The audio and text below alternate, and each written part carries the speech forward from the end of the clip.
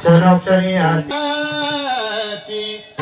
नासिवंत देह जाणार सकळ आयुष्य खातो काळ सावधान तुका म्हणे इहलोकीच्या व्यवहारे नका डोळे दूर भरोनी राहू नासिवंत देह जाणार सकळ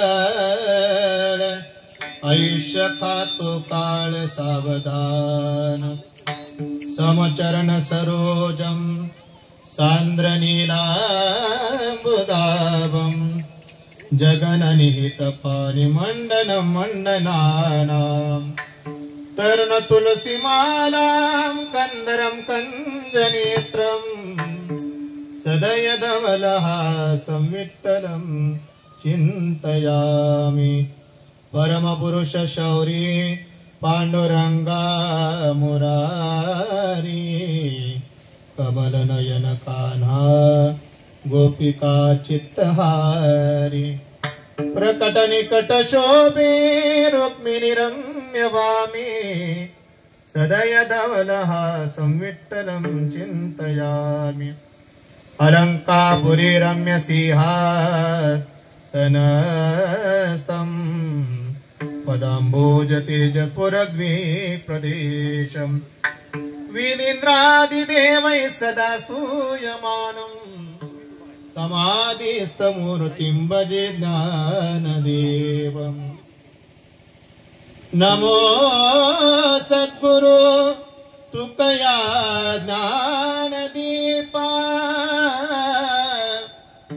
नमो सद्गुरु सच्चिदानंद रूपा नमो सद्गुरु भक्त कल्याण मूर्ती नमो सद्गुरु भास्करा पूर्ण कीर्ती सेवे लागी सेवक झालो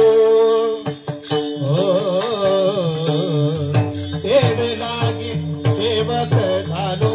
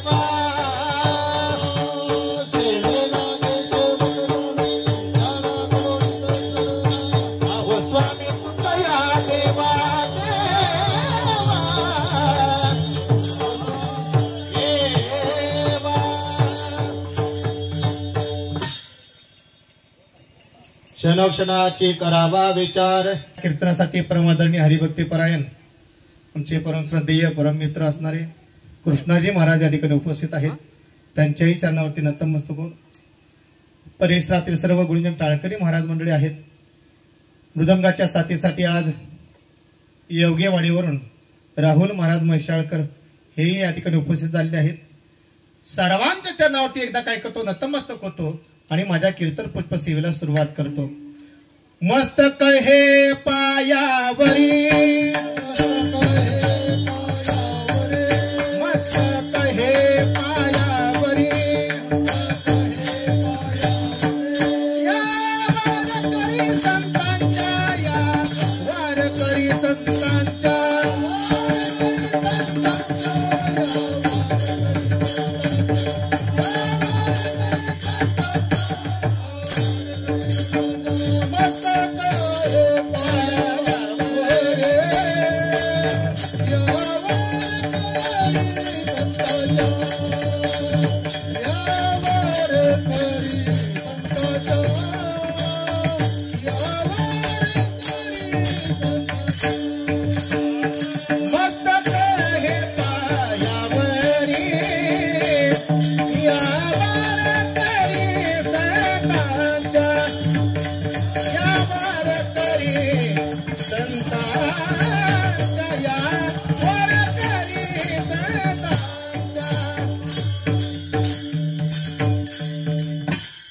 हे पायावरी या वारकरी संतांच्या.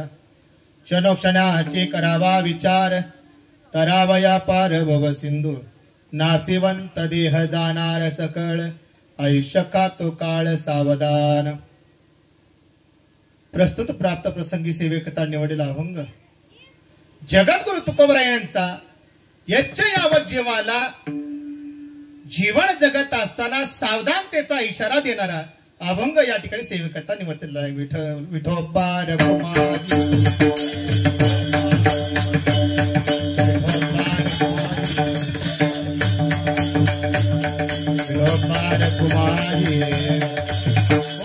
अभंगाचा सरळ सरळ भावार्थ तुमच्या समोर ठेवतो. तुकोबराय म्हणतात, तुम्ही क्षणोक्षणाला काय करा, सावध व्हा. क्षणोक्षणा हाची करावा विचार. तुम्ही विचार करा. काय विचार करा की या मृत्यूलोकी भवसागरातून तुम्ही आम्ही कसं तरुण जाईल याचा विचार प्रत्येक जीवानं आपण या ठिकाणी केला पाहिजे. आणि त्यासाठी, कारण हा देह सहजासहजी मिळालेला नाही. पावला हा देह काकटाळी न्याय. सहजासहजी हा देह तुम्हाला मिळालेला नाही. आणि म्हणून पण या देहाचं एक वैशिष्ट्य आहे, या देहामध्ये फक्त भगवान परमात्माचं नामचिंतन करता येतं. याच देहामध्ये मनाचा आपल्याला उद्धार करून घेता येतं. आणि म्हणून तुम्ही या जन्मामध्ये, या देहामध्ये जन्माला आलात ना, तर तुम्ही काय करा, तरावया पार भव सिंधू. या भवसिंधूतून पार होण्याकरता तुम्ही काय करा, विचार करा. का विचार करा, तर हा नाशिवंत असणारा देह आहे. तुम्हाला जो मिळालेला आहे तो नाशिवंत आहे. एक ना एक दिवस तो हा जाणार आहे. नाशिवंत देह जाणार सकळ. आणि म्हणून आयुष्य खातो काळ सावधान. तुम्ही सावध व्हा. एक ना एक या मृत्यू लोकांमध्ये तुम्ही आम्ही आलोत ना, तर तुकोबराय म्हणतात, एक काम करा, नका डोळे धूर भरून राहील. तुम्ही आता डोळे झाकून बसू नका. काय करा, या मृत्यू लोकात आपण तरुण कसं जाता येईल याचा विचार मात्र प्रत्येकाने केला पाहिजे. विठोबा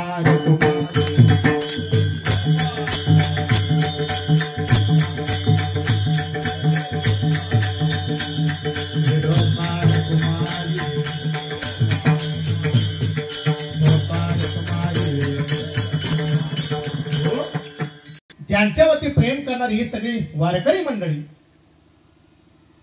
पांडुरंग तात्या याच्यावरती नितांत प्रेम करणारी ही सगळी वारकरी मंडळी नुसती आगळ गावातलीच आहेत असं नाही. माझ्या देवीची आवडी पंढरपुराने ही नगोडे, तसं पंढरपूरच्या दिशेने ज्यांनी महाराज वारीची वाटचाल केली, तद्वत आपल्या परिसरामध्ये सुद्धा ही भक्ती पताका घेऊन महाराज प्रत्येक गावामध्ये भजनाच्या माध्यमातून असेल, कीर्तनाच्या माध्यमातून असेल, महाराज परम आदरणीय पांडुरंग तात्या आणि तात्यांचं हे प्रथम वर्ष श्राद्ध आहे, प्रथम पुण्यस्मरण आहे. आणि या प्रथम पुण्यस्मरणानिमित्त आजचं ही खरं तर सेवा आहे. शक्य नाही. खरं तर आपल्या आई वडिलांचे आपल्यावरती इतके उपकार आहेत इतकं ऋण आहे की त्यांच्यासाठी आपल्या अंगाच्या कातडे जरी बाजूला काढून त्याचे जोडे जरी बनवले आणि त्यांना घालायला गेले तरी सुद्धा त्यांच्या ऋणातून आपण उतरा येऊ शकत नाही. इतकं ऋण महाराज जर कोणावरचं असेल तर आई वडिलांचं तुमच्या आमच्यावरती आहे. विठोबार कुमार विठोबार कुमारी. तुम्ही म्हणाल महाराज वर्ष श्राद्ध का करायचं? जर त्यांच्या ऋणातून आम्ही मुक्त होत नसेल तर हे करायचं कशासाठी? मी तर असं म्हणतो त्यांच्या ऋणातून मुक्त होण्याकरता नाही, पण त्यांचा आपल्या वती निदान हा कटा त्यांचे करती पितर असं तरी होऊ नये याच्यासाठी महाराज काय केलं पाहिजे? आपलं हे कर्म आहे, श्राद्ध कर्म आहे, पुण्यतिथी म्हणा, श्राद्ध म्हणा, हे तुम्हाला आम्हाला करावंच लागतं. का करावं लागतं? जोपर्यंत तुम्ही आम्ही श्राद्ध कर्म करत नाही, पुण्यस्मरण करत नाही, तोपर्यंत आपण त्या पितृ ऋणातून खरं तर मुक्त होत नाही. बरं तुम्ही आम्हीच करतो यात नवल नाही, सर्वांनीच महाराज आजपर्यंत जेवढे जेवढे चालत आले आहेत त्या सर्वांनी पितृणातून मुक्त होण्याकरता जर कोणतं कर्म असेल तर ते कर्म म्हणजे श्राद्ध कर्म आहे. तुम्ही आम्ही केली याच्यात नवल नाही.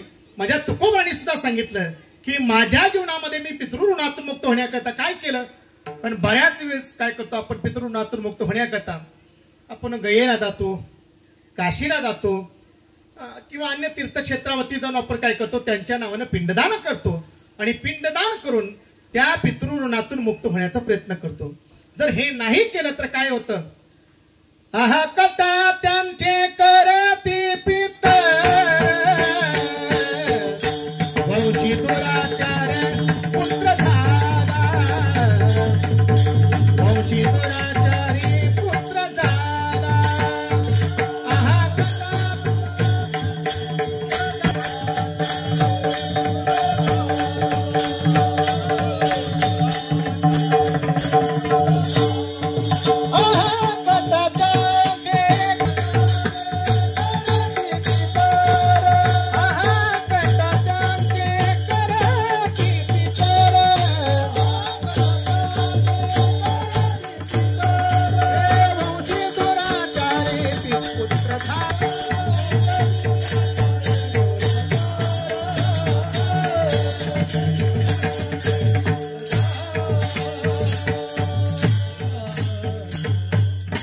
त्यांच्या नावानं जर आपण श्राद्ध कर्म केलं नाही, पिंडदान जर केलं नाही तर ते काय होतं?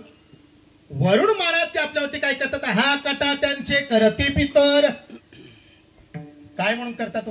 वंशी दुराचार पुत्र झाला.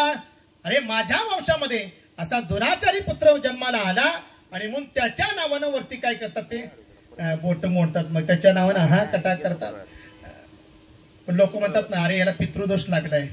पितृदोष म्हणजे काय? आपण त्यांच्यासाठी जर अन्नदान केलं नसेल, त्यांच्या नावानं जर आपण श्राद्ध कर्म केलं नसेल तर मग मात्र आपल्याला हा पितृदोष लागल्याशिवाय राहत नाही. पण ज्यांच्या जीवनामध्ये मनात हे कर्म घडतात, हे कर्म केल्या तर श्राद्ध कर्म वगैरे केल्यानंतर पिंडदान त्यांच्या नावानं जर केलं मग मात्र पितृदोष लागत नाही. मग कोणीही कितीही सांगू दे तुम्हाला पितृदोष आहे, हा पितृदोष तुम्हाला लागू शकत नाही. इतकी ताकद जर कशामध्ये असेल तर महाराज आपल्या आई वडिलांच्या नावानं आपण श्राद्ध कर्म करणं, पिंडदान करणं याच्यामध्ये इतकी ताकद आहे महाराज. म्हणून तुकोबांनी सुद्धा सांगितलं, माझे झाले गया वर्जन पिटले पितरांचे रोण. तुकोबांनी सुद्धा सांगितलं, मी माझ्या पितृणातून मुक्त होण्याकरता काय केलं? मी सुद्धा गयेला गेलो आणि गयेला जाऊन मी काय केलं? त्या ठिकाणी पिंडदान केलं. त्याचा परिणाम असा झाला की माझे झाले गया वर्जन फिटले पितरांचे ऋण.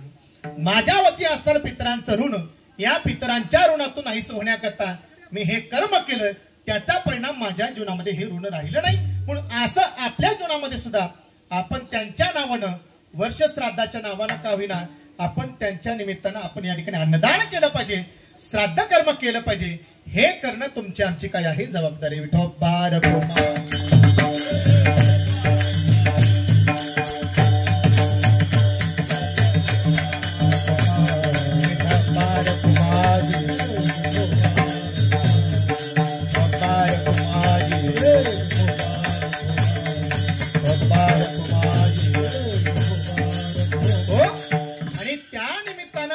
आजचा हा पहिलं वर्ष श्राद्ध आहे आणि या प्रथम वर्ष श्राद्धाच्या निमित्तानं खरं तर त्यांच्या असणारे 2 चिरंजीव आहेत, हिम्मतराव आहेत, अजितराव आहेत, त्यांच्या कन्या सुनीताताई आहेत. या मुलांच्या माध्यमातून आपल्या वडिलांच्या पितृऋणातून मुक्त होण्याकरता हा केलेला छोटासा प्रयत्न आहे. आणि म्हणून या प्रयत्नासाठी या कार्यक्रमासाठी आज खरं तर कीर्तनाचं नियोजन आहे आणि कीर्तनाच्या माध्यमातून आलेल्या वारकऱ्यांना, आलेल्या भाविकांना अन्नदान आहे. आणि या अन्नदानाचं पुण्य काय आहे हे मी नंतर शेवटी सांगेन तुम्हाला. का श्राद्ध करायचं, का पुण्यतिथी साजरी करायची, का या वर्ष श्राद्धाच्या निमित्तानं अन्नदान करायचं याचा आपण पुढे विचार करू. पण आज हा प्रथम वर्ष श्राद्धानिमित्त खरं तर हा कीर्तन सोहळा आहे आणि या कीर्तनासाठी निवडलेला अभंग जगद्गुरु तुकोबरायांचा आहे. तुकोबराय म्हणतात तुम्ही क्षणोक्षणाला विचार करा, क्षणोक्षणी हाची करावा विचार. हाची म्हणजे नेमका कोणता तर तरावया पार भवसिंधू. या मृत्यूलोकातून तरुण जाण्याकरता आम्ही काय केला पाहिजे, विचार केला पाहिजे. का विचार केला पाहिजे, कारण महाराज हा देह तुम्हाला जो मिळालेला आहे हा देह सहजासहजी मिळालेला नाही. मी मगाशीच बोलून गेलो, पावला हा देह का कटाळी न्याय. जसं आंधळ्याच्या हातामध्ये कावळा सापडावा तद्वत महाराज काय झालेला आहे, हा देह तुम्हाला मिळालेला आहे. हा सहजासहजी मिळत नाही, कारण या मनुष्य जन्मामध्ये येण्याकरता एक योनी कोटी कोटी फेरा मग लागे वारा मनुष्य देहाचा. एका योनीमध्ये अनेक वर्ष महाराज आपल्याला जन्म घ्यावे लागतात. एक जन्म नाही, 2 जन्म नाहीत, एक योनी कोटी कोटी फेरा म्हणले.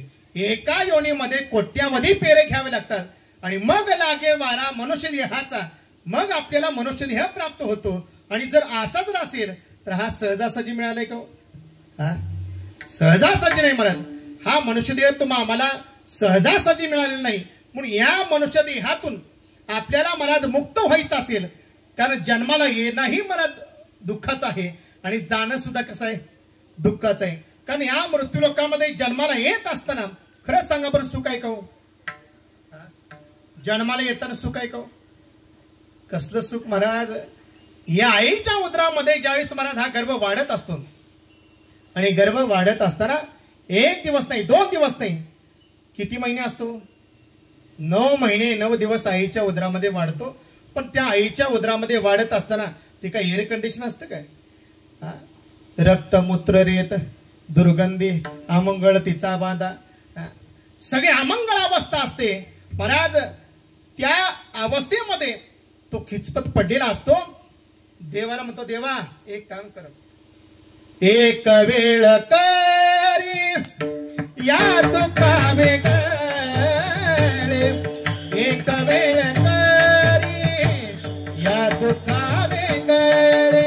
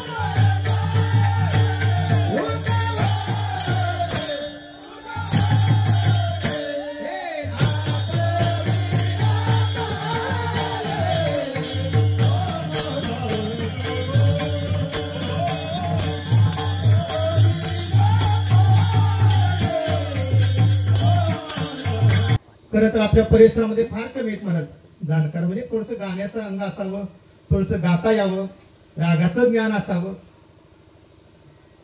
तसं असावं म्हणजे आपल्यासाठी असावं. परमार्थासाठी तसं काही गाणं फार ज्ञान असावं असं काही नाही. तरी तुझं मधुर उत्तरे दिदला सुस्वरे नाही देवे, नाही तया विना भुकेला विठ्ठला येईन तैसा बोल रामकृष्ण. असंही आहे, पण त्यामध्ये सुद्धा आपल्याला भक्तीचा आनंद घ्यायचा असेल तर लावले जाळे भुगवणी. मग देवा काय करेन, आठवीन पाय हा माझा नवस, रात्र आणि दिवस पांडुरंगा. परात त्या भगवान परमात्म्याला सांगितलं की हे देवा, या दुःखातून मला काय कर, बाजूला कर. या दुःखातून एकदा बाजूला केल्या तर मी काय करेन, तुझं आठवण करेन. पण महाराज येत असताना काही सहजासहजी आलो का? ही मदाल असं नावाची आई सांगते, महाराज बाळा 9 मास कष्टलासी धाब्याने प्रस्तुत झाली, येताची कर्म जाड तुझी मान अडकली, आकांत ते जननी दुःखे धाय मोकली, स्मरत हरिहरा शरणा जाय गोविंदा, पर्यंते मदाल सा सोहम जो रे बाळा. सहजासहजी नाही महाराज, ती मदानाचा नावाची आई आपल्या मला म्हणते बाळा, अरे या उदरातून येत असताना सहजासहजी आला नाही. 9 मास कष्टलासी धाव्याने प्रस्तुत झाली, पण येताची कर्म जाण तुझी मान अडकली. बरेच जण म्हणतात, डॉक्टर म्हणतात ओ लवकर निर्णय घ्या, बाळ फिरले बघा, सिझर करायला लागते बघा, नाहीतर काय खरं नाही, एक तर आई वाचेल नाहीतर मूल वाचेल. महाराज मी म्हणतो जाताना तरी काही नीट जाते का? जाताना सुद्धा महाराज व्यवस्थित जाईल याची शाश्वती देता येत नाही. मी तर नेहमी म्हणत असतो जायचं सगळ्यांनाच आहे महाराज, कोण राहायला आलंय. ज्ञानोबरायांच्या भाषेत सांगायचं गेलं तर ज्ञानोबराय म्हणतात, देहाच्या गावा आलिया जन्म मृत्यूची या सोहळिया, ना मनो नये धनंजया इया परी. देहाच्या गावा आलिया जन्म मृत्यूची या सोहळिया, ना म्हणून नये धनंजया परी. अरे एकदा देहाचा सोहळा भोगलाय ना, देहाचा सोहळा भोगल्यानंतर महाराज मरणाच्या सोहळ्याला तुम्हाला सामोरं जावं लागतं. मग तो कोणी असो, कसाही असो आणि केवढाही असू दे महाराज, कोणी जरी असला तरी सुद्धा महाराज या मृत्यूलोकाचा नियम आहे की जो जन्माला आलेला आहे त्याला एक नाही दिवस महाराज मरणाच्या सोहळ्याला सामोरं जावंच लागतं. कबीरदाजींचं एक प्रमाण आहे. कबीरदाजी तर म्हणतात, आएगा सो जावेगा राजा रंक फकीर, पीर मर गए पैगंबर मर गए आखी मरोगी, 33 कोटी देवता मर गए पडे काला के फासी. अरे या तुकोबराईचं प्रमाण सांगायचं तर तुकोबराय म्हणतात, येत नाही उरो आले अवतार हेरती पामर जीव किती. अरे ज्या ठिकाणी देवताधिक जन्माला आले, या मृत्यूलोकामध्ये आले, पण या मृत्यूलोकाचा नियम आहे त्यांना सुद्धा महाराज निज धामाला जावं लागलं. देवताधिक सुद्धा ज्या ठिकाणी मृत्यूलोकामध्ये आले पण त्यांनाही या ठिकाणी थांबता आलं नाही. हा मृत्यूलोकाचा नियम आहे.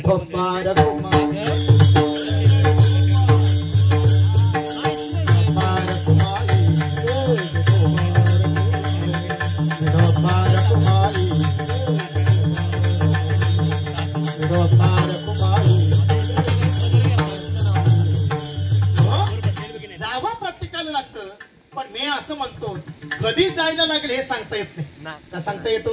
माझं मरण याच ठिकाणी आहे आणि अमुक अमुक वेळेलाच माझं मरण आहे असं तरी सांगता येते का? ना जन्माचं आपल्या हातात आहे, ना जाणं सुद्धा आपल्या हातात नाही महाराज. दोन्ही आपल्या हातात नाही. कोणत्या घरामध्ये जन्माला यावं हे आपल्या हातात होतं का? श्रीमंत घरामध्ये जन्माला यावं का गरीब कुटुंबामध्ये जन्माला यावं हे तुमच्या आमच्या हातात आहे का? अरे जन्माला घालणंही त्याच्या हातात आहे आणि जाणंही त्याच्याच हातात आहे. तुमच्या आमच्या हातात काही सुद्धा नाही महाराज. मी तर नेमत असतो समोर ताट आलेला आहे, घास उचललेला आहे आणि मुखामध्ये घालायचा आहे, एवढा सुद्धा मला तुमच्या आमच्या हातामध्ये एवढी सुद्धा तुमच्या आमची सत्ता नाही. उचललेला घास मुखामध्ये जाईल याची सुद्धा शाश्वती देता येत नाही. घडी घडी काळ वाट याची पाहिजे, अजून किती आहे अवकाश. तो काय टपून बसलाय, तो असा टपून बसलाय, असा टपून बसलाय, कधी एकदा उचलतोय आणि याला कधी एकदा नेल असा टपून बसला आहे. आणि म्हणून मी तर म्हणत असतो या कालरूपी सर्पाच्या मुखामध्ये तुम्ही आम्ही चाललो. श्रीमद भागवताच्या सुरुवातीला काही प्रमुख प्रश्न केले.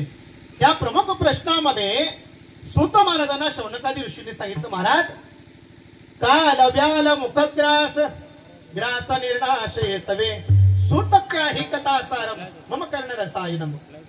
सूत महाराजांना सांगितलं, महाराज तुम्ही आम्हाला भगवत चिंतन सांगा, कथा सांगा, कीर्तन सांगा. का सांगा याचं कारण सांगितलं. काल व्याल मुखग्रास ग्रास निर्णाशयतवे. हा कालरूपी सर्प आता काय केलंय, जबडापासून बसलेला आहे. याच्या मुखामध्ये कधी जाईल याची शाश्वती देता येत नाही. कारण एकतर पावाला हा देह काटकाळी नाही, हा सहजासहजी मिळालाय, पण कधी त्याच्या तोंडामध्ये जाईल हे सांगता येत नाही. आणि म्हणून तोमा आम्हाला सावध करण्याचं काम जर कोणी केलं असेल तर ते संतांनी केलं. कारण तुम्ही आम्ही त्या काळाच्या जबड्यामध्ये चाललोय आणि एकदा का त्या काळाच्या जबड्यामध्ये गेलात तर मग मात्र परत या मृत्यू लोकांमध्ये जन्माला येईल असं सांगता येत. परत मनातून आम्हाला मनुष्य देह मिळेल असं सांगता येत नाही. आणि म्हणून क्षणोक्षणाला जागा करण्याचं काम तुकोबराय करतात. या अभंगाच्या माध्यमातून तुकोबराय पहिल्या चरणामध्ये म्हणतात, क्षणोक्षणी तुम्ही काय करा, विचार करा आणि सावध व्हा. क्षणोक्षणी हाची करावा विचार, क्षणोक्षणी हाची करावा विचार,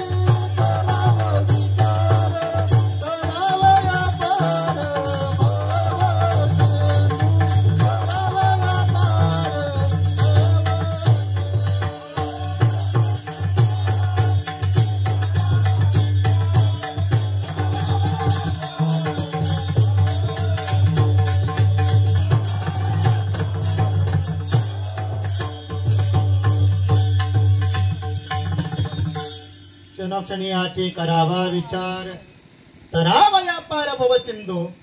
क्षणोक्षणी माणसानं विचार केला पाहिजे. काय विचार केला पाहिजे, पण हा देह कधी जाईल हे सांगता येत नाही. आणि म्हणून तुम्ही आम्ही सावध राहून सांगण्याचा प्रयत्न केला. जोगी प्रकरणामध्ये सुद्धा सांगितलं, जगदोगी जगदोगी जगदोगी जगदोगी.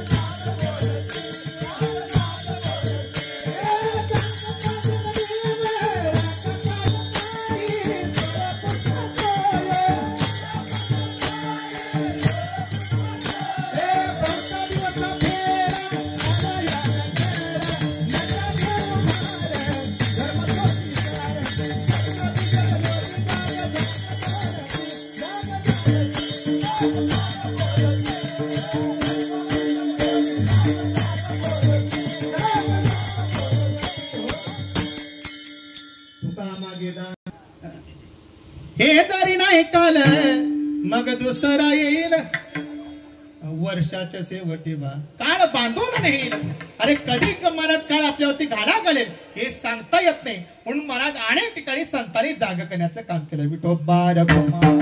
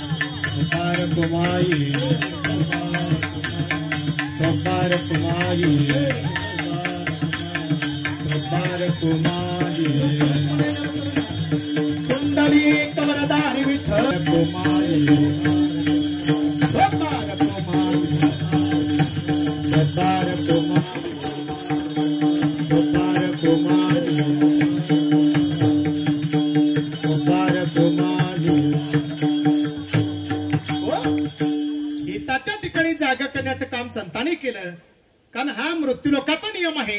तुम्हा मला जन्माला आल्या तर मरावं लागतं. हा मृत्यू लोकाचा नियम आहे. आणि हे माहिती असून सुद्धा तुम्ही आम्ही सावध नाही. जर सावध झालं असतं तर संतांनी सांगायचं काम पडलं नसतं. महाराज मी तर नेहमी म्हणत असतो तुम्ही आम्ही रोज उचलतो एकमेकाला काय करतोय एकाला उचलते आणि स्मशानभूमीमध्ये घेऊन जातोय. तुकोबरायांचं प्रमाणे तुकोबराय म्हणतात एक पाहतासा एकाची दहने सावध त्या गुणे कान होती. अरे आपण रोज एकाला उचलतोय आणि स्मशानभूमीमध्ये पोहोचवते. जोपर्यंत स्मशानभूमीमध्ये आहे तोपर्यंत असं वाटतं की रामभाऊ काय खरं नाही रे. काल रात्री 5 वाजता आम्ही दोघे जण बसलो होतो. सकाळी तर बातमी आली काय खरं नाही. हे कधी जोपर्यंत स्मशानभूमीत आहे तोपर्यंत त्याला म्हणतात स्मशान वैरागी. स्मशानात आहे तोपर्यंत वाटतं स्मशानात बाहेर पडला की दे तंबाखू चलत राहते होत राहते. त्याचं सरलं ती गेलं लगेच विसरतो माणूस. सगळ्यात मोठं आश्चर्य जर काय असेल तर महाराज माणसं मरणाला विसरली. सगळ्यात मोठं आश्चर्य. एकदा यक्षानं प्रश्न केले होते धर्मराजाला म्हणजे जगातलं सगळ्यात मोठं आश्चर्य काय किमश्चर्य हा. त्यावेळेस महाराज अनेक आश्चर्य सांगितली. त्यातलं सगळ्यात मोठं आश्चर्य काय असेल तर सगळ्यात मोठं आश्चर्य आहे की माणसं मरणाला विसरली. आणि माणसं मरणाला विसरल्यामुळेच माणसं वाईट वागू लागली. त्याला असं वाटत नाही की मी हे एक ना एक दिवस जाणार आहे. मी तर नेहमी म्हणत असतो जोपर्यंत माणसाच्या डोळ्यासमोर आपलं मरण दिसत नाही तोपर्यंत माणूस सावध होत नाही. म्हणून सावध करण्याचं काम खरं तर संतांनी केलं. मला तर असं वाटतं कधी कधी महाराज आता गावागावामध्ये मंदिरं बांधणं बंद करावं. मंदिरं बांधून यांच्यात काय परिवर्तन होईल.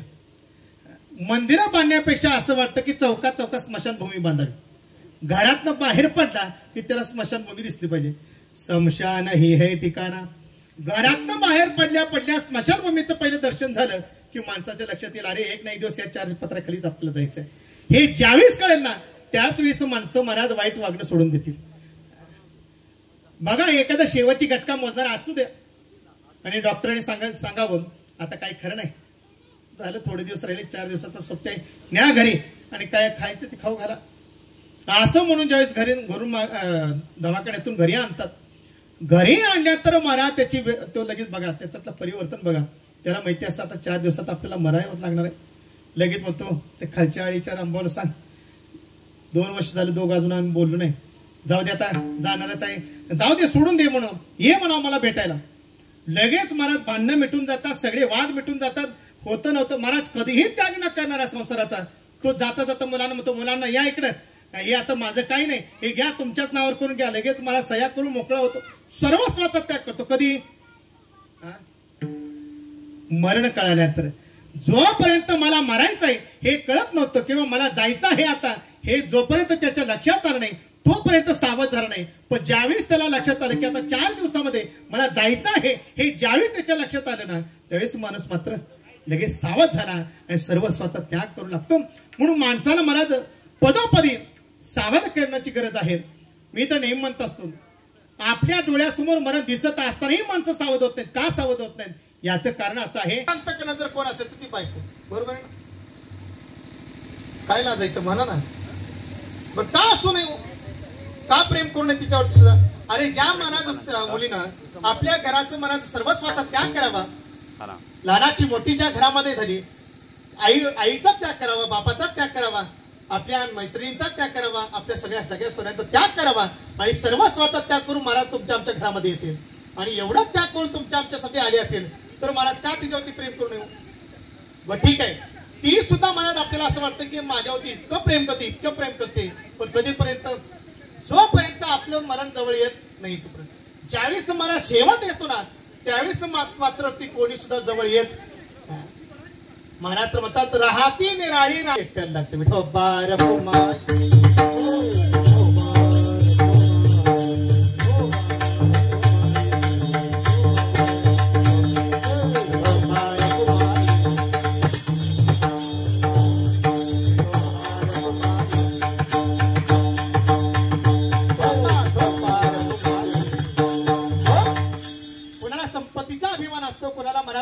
अभिमान असतो, कुणाला पैशाचा अभिमान असतो, पण महाराज एक ठराविक काळापर्यंत हा अभिमान चालतो.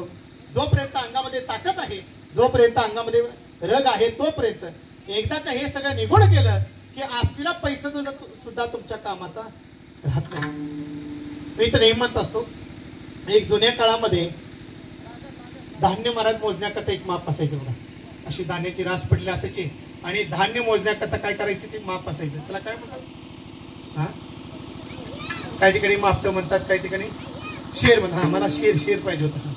तो शेर काय करतात, असा त्या धान्यामध्ये बुडवायचा आणि बुडवून असा उभा करायचा आणि उभा केल्यानंतर त्या शेरावरती आपण काय करतो, असे शेग लावतो. बरोबर ना? शेर नुसता भरत नाही, त्याच्यावर शेरावरती काय करतो आपण, शेग लावतो. पण शेग लावल्यानंतर मला त्या शिगेवरचा घाव असतो नाही, तो इतका आनंदाने नाचतो. तो म्हणतो मी शिगेवर. खालचे म्हणतात बेटा जरा थांब, शेर पालतं झालं ना तू बुडाल जशी ना आम्ही वरती.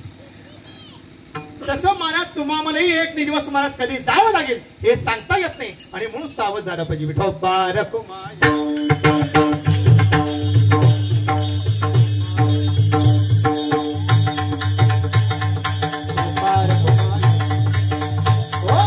पण महाराज एक तारुण्याची मस्ती असते.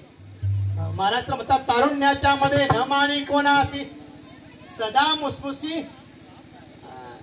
महाराज तारुण्याची एक मस्ती असते आणि त्या तारुण्याच्या मस्तीमध्ये माणूस कोणी कोणाला अजिबात मानत नाही. महाराज मी तर नेहमी म्हणत असतो, कितीही असू द्या, एक ना एक दिवस आपल्याला त्या ठिकाणी जावं लागणार आहे हे मात्र प्रत्येकाने लक्षात ठेवलं पाहिजे. एक आठवण म्हणतो मला सांगून ठेव. एक कवी रस्त्याने निघाला आणि जात असताना महाराज त्या रस्त्याच्या दुतर्फाने एक काय केलं, दृश्य पाहिलं. तो रस्त्याने निघाला आणि जात असताना एका साईडला बघितलं तर महाराज सुंदर अशी बगीचा होती. त्या बागेमध्ये फुलं सगळे काय होते. आणि एक साईडला बघितलं तर स्मशानभूमी होती. एक साईडला बगीचा, एक साईडला स्मशानभूमी. त्या स्मशानभूमीमध्ये एक प्रेत जळत होतं आणि त्या प्रेत बघितलं आणि एक साईडला स्मशानभूमी, एक साईडला बगीचा बघितलं आणि बघितल्यानंतर तो कवी तो जाता जाता त्याला एक कविता सुचली. तरी ती दोन्ही दृश्य आपल्या कवितेत रचली.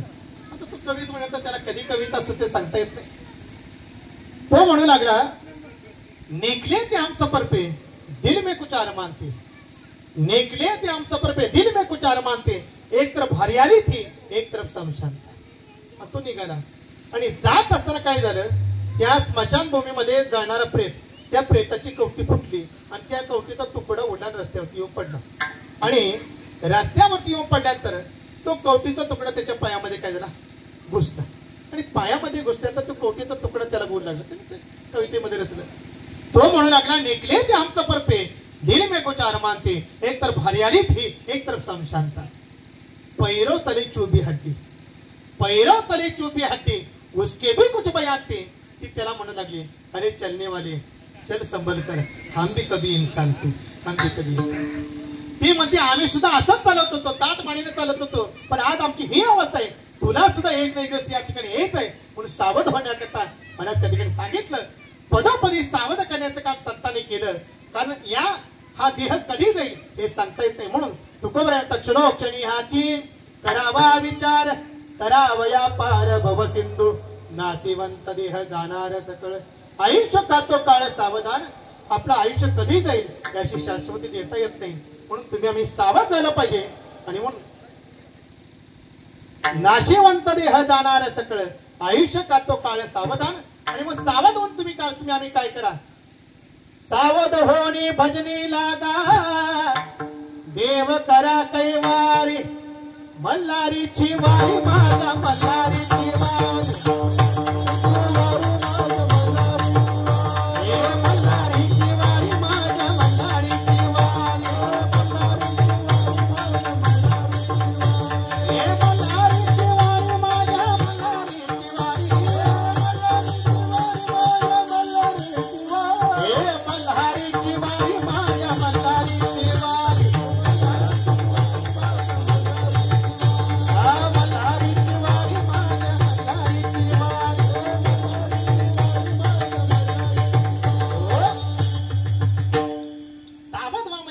सावध होणे भजनी लागा देव करा कैवारी. तो भगवान परमात्मा आपल्याचा करण्यासाठी काहीतरी प्रयत्न करा. आणि तो भगवान परमात्मा जर आपला स्वभाव असं वाटत असेल तर काय करा. तुकोबराय म्हणता संत समागमी धरावी आवडी. तुमच्या जीवनामध्ये जर संतांची संगती घडली तर तो भगवान परमात्मा तुम्हाला आम्हाला आपल्यासा करण्याकरता सोपं जाईल. नव्हे आपण संतांच्या संगतीमध्ये गेल्याशिवाय या देहाचं खरं काय आहे हे तुम्हाला कळणार. या देहापदाचं ममत्व तुमच्या आमच्यातून निघून जाणार नाही. हे करण्याकरता आपण कोण आहे हे कळण्याकरता महाराज आपण जर संतांच्या ठिकाणी गेलो संतांच्या संगतीमध्ये गेलो तरच आपल्याला तो भगवान परमात्मा कळेल. अन्यथा कळणार नाही. आणि म्हणून तुकोबराय म्हणतात संत समागमी धरावी आवडी करावी तातडी परमार्थाची नाशिवंत देह जाणार सकळ आयुष्य का तो काळ सावध करण्याचं काम संतांनी केलं. 3 चरणाचा भावार्थ तुमच्या समोर ठेवला आहे. शेवटचे चरण आहे. आणि श्राद्ध कर्म का करायचं याच्यावरती सुद्धा आपल्या नैमित्तिका विषयावरती सुद्धा आपल्याला बोलायचं आहे. आणि एकदा मोठ्या प्रेमाने मधलं भजन घेऊ. मधली चाल होईल मधलं भजन होईल. आणि राहिलेल्या वेळेमध्ये आपल्याला बाकीचं चिंतन पाहायचं आहे.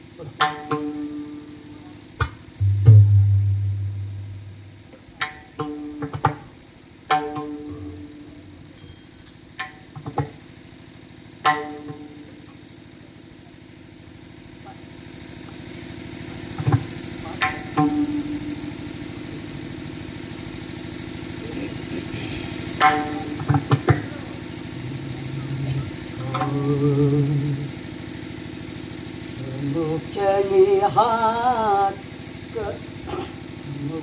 हात करावा विचार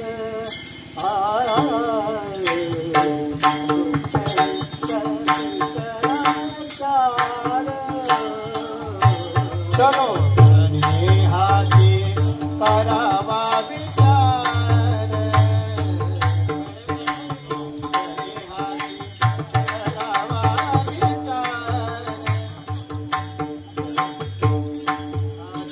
करावा विचार दरबारी चलो हाती करावा विचार हाती करावा विचार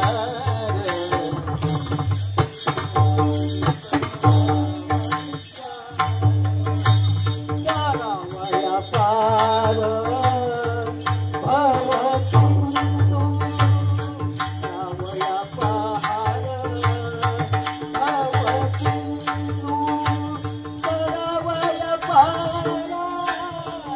Wow.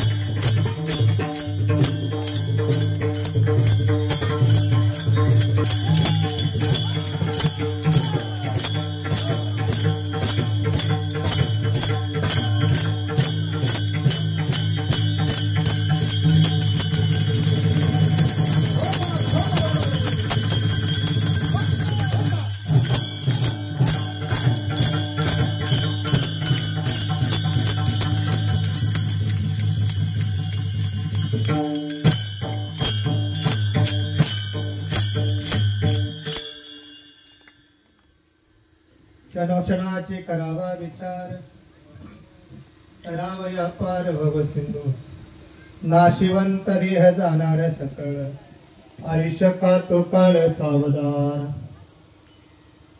संत समागमी धरावी आवडी करावे तातडी परमार्थाची नाशिवंत देह जाणार सकळ आयुष्य खातो काळ सावधान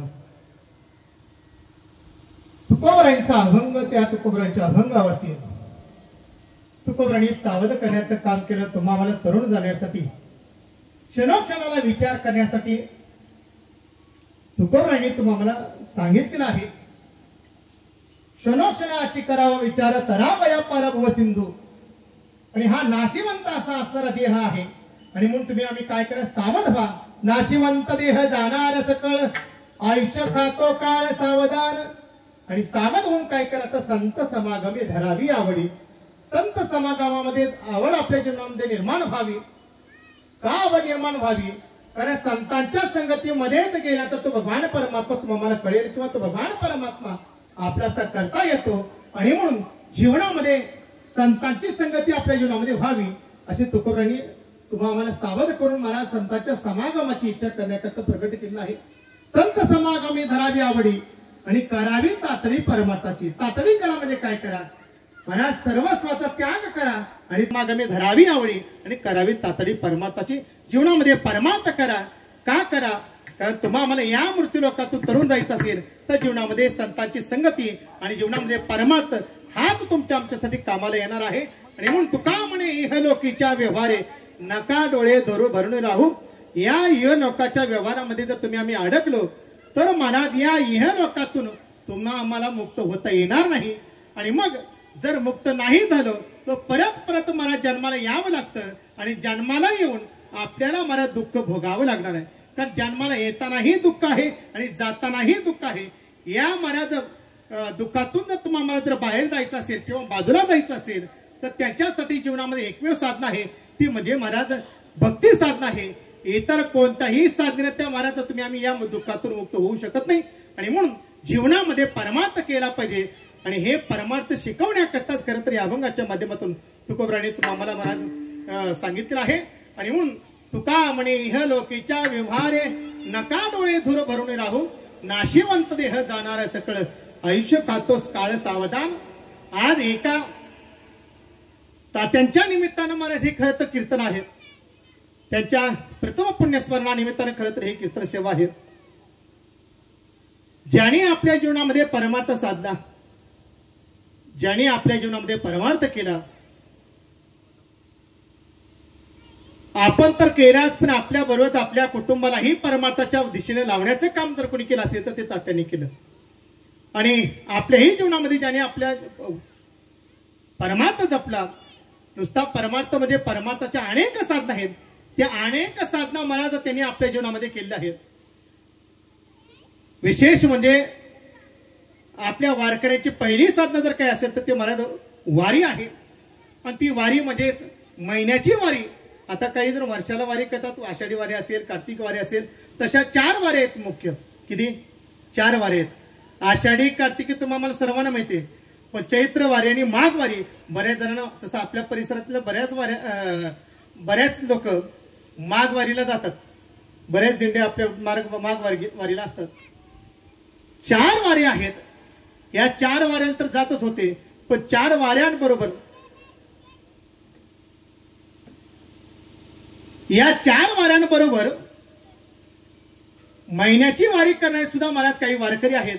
त्या महिन्याच्या वारी करणाऱ्या वारकऱ्यांमध्ये खरं तर तात्या प्रत्येक महिन्याला वारीला जात होते. आणि विशेष म्हणजे ज्या ठिकाणी जायचे ज्यांच्या मठामध्ये जायचे परमादरणी हरिभक्तीपरायण कृष्णाजी महाराज आहेत. डालगावकर मठामध्ये बऱ्याच वेळेस मी त्या ठिकाणी पाहिलं.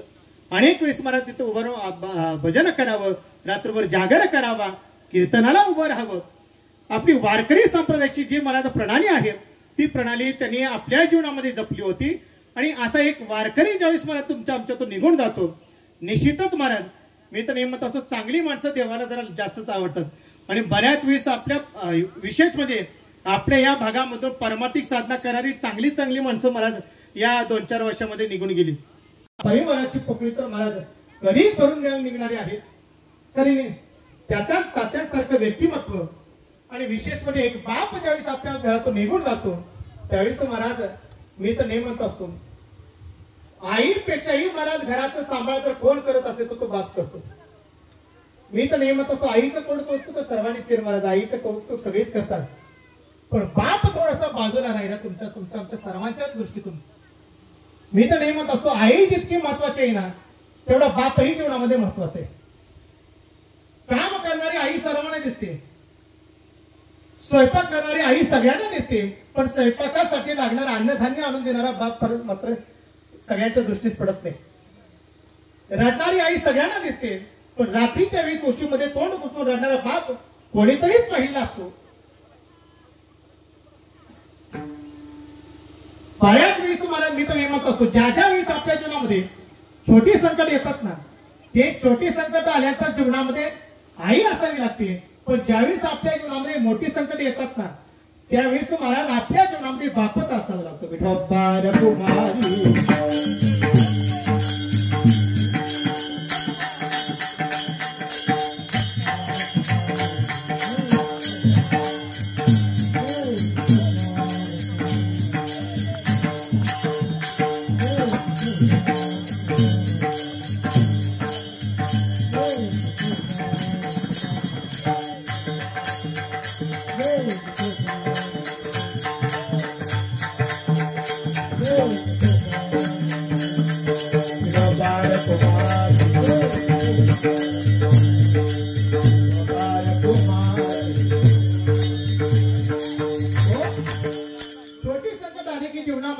कुमारी पण ज्यावेळेस मोठी संकट येतात ना त्या मोठ्या संकटातून वाचण्याकरता जीवनामध्ये बापच असावा लागतो.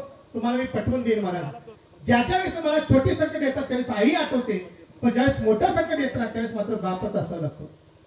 एक उदाहरण म्हणून तुम्हाला सांगून जाईल. ज्यावेळेस आपण रस्त्याने जातो, रस्त्याने जात असताना एखादा दगड वरती आलेला असतो, त्या दगडाला आपली ठेच लागते. ठेच लागल्याबरोबर मुखातून पहिलं वाक्य काय येतो? ठेच लागल्याबरोबर मुखातून पहिलं वाक्य काय येतं? तर ऐक म्हणतो. पण तोच व्यक्ती आपल्या सोलापूर कोल्हापूर सारख्या हायवेवरती उभा असावा आणि हायवेवरती उभा असताना एखादा भरधाव वेगानं ट्रक समोर येताना दिसावा. आता तो ट्रक माझ्या अंगावरती येतोय हे ज्यावेळेस कळतं ना महाराज, तेव्हा तो ऐका म्हणते बाप रे म्हणतो. अहो मोठं संकट ज्यावेळेस आपण डोळ्यासमोर पाहतो ना त्या मोठ्या संकटातून वाचवण्याकरता जीवनामध्ये बापच असावा लागतो आणि हा बापाचा सगळ्यात मोठा आधार आहे मला. मी तर नेमत असो, ज्याच्या जीवनामधून बाप निघून गेला ना, एखाद्या कोपऱ्यामध्ये बसला असू द्या, आपल्या घरात बसलेला बाप सुद्धा महाराज आपल्या पाठीवरती नुसतं शाबासकीची थाप जरी टाकली ना तरी सुद्धा महाराज आपल्याला एक अशी उर्मी मिळत असते.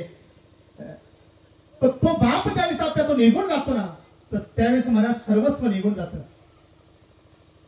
मी तर नेहमी म्हणत असतो, कोण कौतुक करणारी आई सगळ्यांना दिसते महाराज, पण रात्रीच्या वेळेस महाराज तुळशीमध्ये तोंड खुपसून राहणारा बाप महाराज कोणाला दिसत नाही.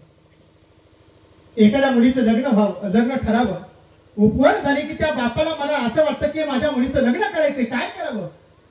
राम राम राबतो महाराज, हाडाचं काढा रक्ताचं पाणी करून त्या मुलीसाठी महाराज पुंजी जमवून ठेवतो आणि मुलीचं लग्न ठरवल्यानंतर महाराज या पाहुण्याकडे जा, त्या पाहुण्याकडे जा, सगळ्या पाहुण्याचे महाराज हुमरे झिजवतो आणि महाराज आमंत्रण देतो, सगळ्यांच्याकडे सांगतो माझ्या मुलीचं लग्न आहे बरं का, येणं पाहिजे बरं का, येणं पाहिजे, सगळ्यांना आमंत्रण देतो.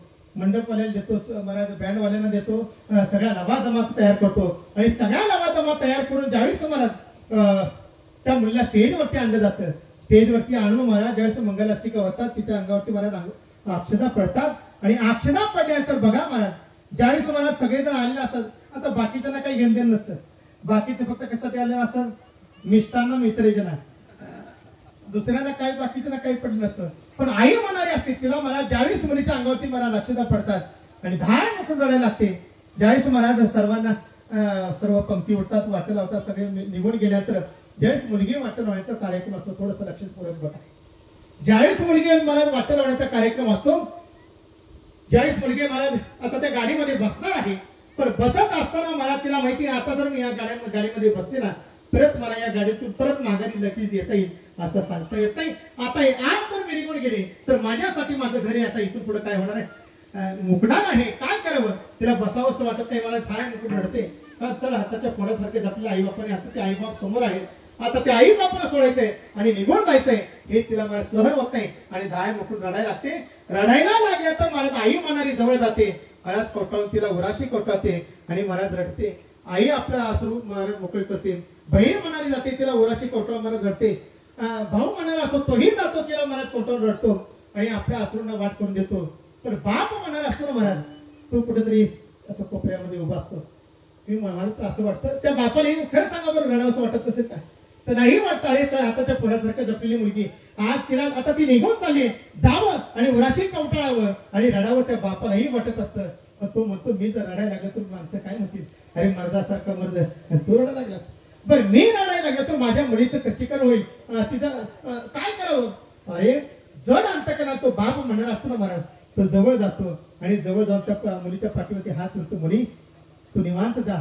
ज्या घरामध्ये तुला दिले ना हे घर काही सामान्य नाही व्यवस्थित आहे आणि तुला जर काही कमी पडलं तर या बापाला रात्री मध्यरात्री जरी फोन केलास ना तर हा बाप तुझ्यासाठी कधी हजर असेल. महाराज पाठवून हात फिरवतो आणि तिला धीर देतो आणि धीर देऊन महाराज तिला गाडीमध्ये बसवतो. गाडी निघून जाते आणि गाडी निघून गेल्या तर महाराज मंडपवाल्याची सुपारी देतो बँडवाल्याची सुपारी देतो आचार्याची सुपारी देतो. सगळ्या पाहुण्याला वाटं लावतो आणि वाटं लावण्याचा संध्याकाळची वेळ होते. संध्याकाळच्या वेळेस महाराज तो घरातून बाहेर निघतो आणि शेतामध्ये जातो आणि शेतामध्ये जाऊन एखाद्या महाराज झाडाच्या पुंद्याला पाठ लावतो आणि दिवसभर महाराज अडवलेल्या अश्रूंना तो वाट करून देतो ना तो बाप असतो महाराज. त्यालाही रडावं असं वाटतं पण मला त्याला रडता येत नाही. महाराज आई जितकं महाराज आपल्यावरती प्रेम करते ना तितकं बापही तितकंच आपल्यावरती प्रेम करतो. म्हणून असा बाप ज्यावेळेस आपल्या जीवनातून निघून जातो ना त्यावेळेस तुकोबरांच्या सुद्धा जीवनातून ज्यावेळेस महाराज बोलोबा निघून गेले आणि बोलोबा निघून गेल्यानंतर महाराज काय अवस्था झाली तुकोबराय तर म्हणतात अशी अवस्था माझी झाली कासावीस प्राण मन तळमळ जैसी कामा सोडी जीवनाविन कासावीस प्राण मन तळमळ. ही अवस्था तुकोबरायांच्या जीवनामध्ये झाली. तसंच महाराज हा बाप ज्यावेळेस आपल्या जीवनातून निघून जातो ना त्यावेळेस महाराज आपल्या सर्व स्वाधार निघून जातो.